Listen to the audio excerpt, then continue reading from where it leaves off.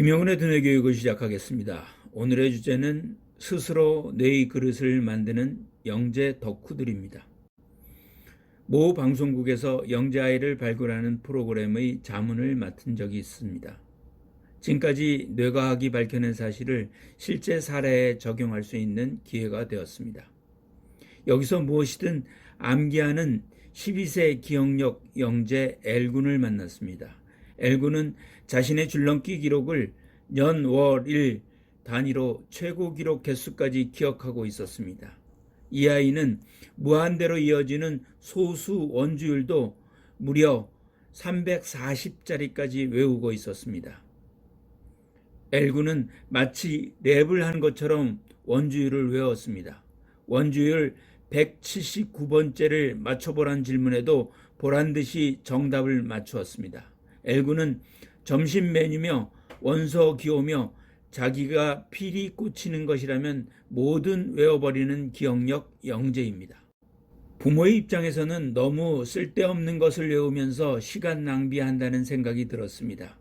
자기가 외우는 것을 부모나 동생을 붙들고 시연을 하는 일이 다반사였기 때문에 가족이 모두 L군을 귀찮아하고 슬슬 피하기까지 하였습니다. L군은 신나서 재미있게 얘기하는데 아무도 들어주질 않았습니다. 아빠는 왜 쓸데없는 것을 외우냐고 못하게까지 하였습니다. 아이는 여기에 굴하지 않고 방 안의 온갖 벽에다 원주율표를 붙이고 끊임없이 외우는 것이었습니다. 잘 외우기 위하여 그림을 그리기도 하고 요약을 하고 머릿속으로 리허설을 하는 등 뇌과학에서 말하는 기억력 기술을 스스로 터득하여 점점 잘 외울 수 있었습니다. 아이에게 지능검사를 시행한 결과 아이는 언어인식 영역과 작업기억 영역에서 뛰어난 결과를 보였습니다. 아이의 뇌가 경쟁력을 가지려면 어휘력과 배경지식이 중요합니다. 아이가 어휘력과 배경지식이 많으면 작업기억이 필요할 때 수시로 꺼내 쓸 수 있기 때문에 작업기억을 비울 수 있어서 사고하고 문제를 해결하는데 작업기억을 모두 쓸 수 있습니다. 이 아이는 언어인식 영역과 작업기억이 뛰어나기 때문에 사고하고 문제 해결하는데 작업기억을 사용할 수 있었고 그래서 기억력 영재가 되었던 것입니다. 그런데 어느 날 L군이 천문학의 매력에 푹 빠지게 되었습니다.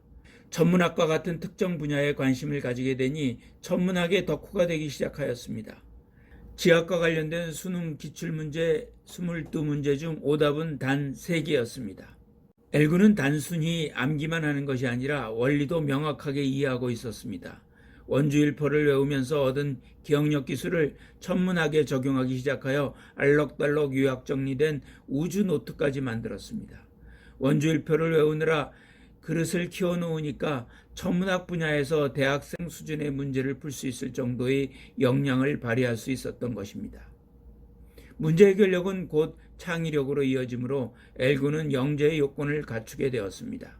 부모가 쓸데없다고 생각하는 원주율표를 외우면서 자기 주도성을 키웠고 그 과정에서 자기가 좋아하고 잘하는 것을 찾았습니다. L군이 키워온 뇌의 그릇이 어느 정도였냐 하면 세계 기억력 챔피언십 한국대표, 멘사 출신 서울대생과 대결에서도 결코 뒤지지 않았습니다. 과제는 세계 기억력 선수권 대회에서도 정식 종목으로 채택된 카드 52장 외우기였는데 L군은 그동안 원주율표를 외우면서 익혀온 기억력 기술을 통해 1시간 안에 카드를 외울 수 있었습니다. 첫 번째 질문입니다. 지능을 결정하는 열쇠는 시냅스입니다. 그러면 L군의 지능은 과학적으로 어디에서 비롯된 것일까요? 현대 생리학의 측면에서 본다면 지능을 결정하는 열쇠는 뉴런과 뉴런을 잇는 연결고리에 달려 있습니다. 인간의 뇌 속에 있는 뉴런은 가시처럼 여러 갈래로 가지치기를 한 돌기가 나 있습니다. 그 중에 하나는 전선처럼 특히 길게 뻗었는데 그것을 축색이라고 하고 나머지는 수상돌기입니다. 축색돌기 끝은 다시 여러 줄기로 갈라져 그 끝이 부풀어져 있는데 그것이 다른 뉴런의 수상돌기와 접해 있습니다. 이 접점을 시냅스라고 하는데 여기서 뉴런을 통해 전해오는 전기 신호가 신경 전달 물질의 전달을 촉진하고 다른 뉴런의 수상돌기를 자극하는 것입니다. 인간의 뇌는 천억 개의 뉴런 하나하나가 1만에서 10만 개의 시냅스를 가지고 있습니다. 따라서 시냅스가 효율적이고 고밀도로 형성될수록 두뇌 발달이 좋다고 할 수 있습니다. 두 번째 질문입니다. 지능은 선천적일까요? 후천적일까요? 일반적으로 머리가 좋고 나쁜 것은 유전한다고 알려져 있습니다. 부모와 자녀의 IQ를 비교해 보면 예외가 있기는 하지만 대체로 자녀의 지능은 부모의 지능을 닮는 경향이 있습니다. 현재까지 밝혀진 바에 의하면 언어 발달의 약 60%와 공간 지각의 약 50%는 유전에 의한 차이라고 합니다. 그러나 지능이 유전에 의하여 모두 결정되는 것은 아닙니다. 부모의 지능이 아무리 좋아도 평범한 지능의 자녀가 있으며 아무리 높은 지능을 가지고 태어난 아이라고 하더라도 환경이 좋아야만 그 지능을 발휘할 수 있습니다.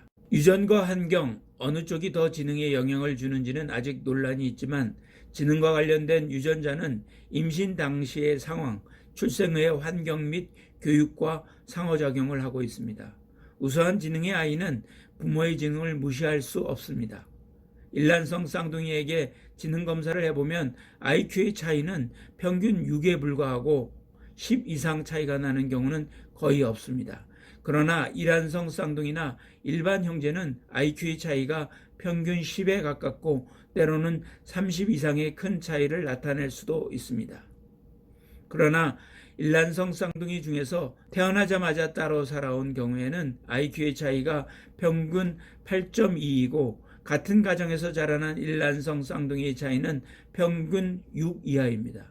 이처럼 출생 후 환경과 교육에 따라 지능은 변할 수 있는 것입니다. 또한 지능은 부모의 교육 정도와 경제적 여건, 아이가 다니는 교육기관의 수준, 특별한 교육 프로그램 적용 여부에 따라 달라질 수 있습니다. 인간의 지능을 결정하는데 출생 전 태내 환경이 유전자 못지않게 중요하다고 주장하는 연구도 있습니다. 피츠버그 대학에서 나온 연구에 의하면 인간의 IQ를 결정하는데 유전자의 역할 비율은 48%에 불과하다고 합니다. 충분한 영양 공급과 편안한 마음, 유해 물질 차단 등 지금까지 발달 전문가들이 강조해왔던 전통적 요인들이 유전적 요소와 맞먹거나 더 큰 영향을 미친다는 것입니다. 사람들의 평균 IQ는 100입니다. IQ 130 이상을 영재로 보지만 기준이 아주 명확하다고 할 수 없습니다. 전문가나 교육기관의 의견은 다양하게 나뉘는데 최근에는 영재의 기준을 창의적 사고방식이나 특수재능을 포함해 IQ 125 이상으로 봐야 한다는 의견도 있습니다. 그래서 영재는 선천적인 요인이 많겠지만 후천적으로 만들어질 수 있다는 생각을 하게 되는 것입니다. 우리나라 영재 교육 프로그램에 참여하는 아이들은 대부분 지능지수가 120이 넘는 그냥 똑똑한 아이일 뿐입니다. 이렇게 된 이유는 우리나라의 부모들은 평범한 유전자를 타고난 아이도 영재로 키울 수 있다고 믿기 때문입니다. 또한 더 어려서부터 아이의 재능을 키워주려고 하는 부모 조바심 때문에 평범한 아이들도 영재 교육 프로그램에 참여시키려 한다는 것입니다. 김영훈의 두뇌 교육이었습니다.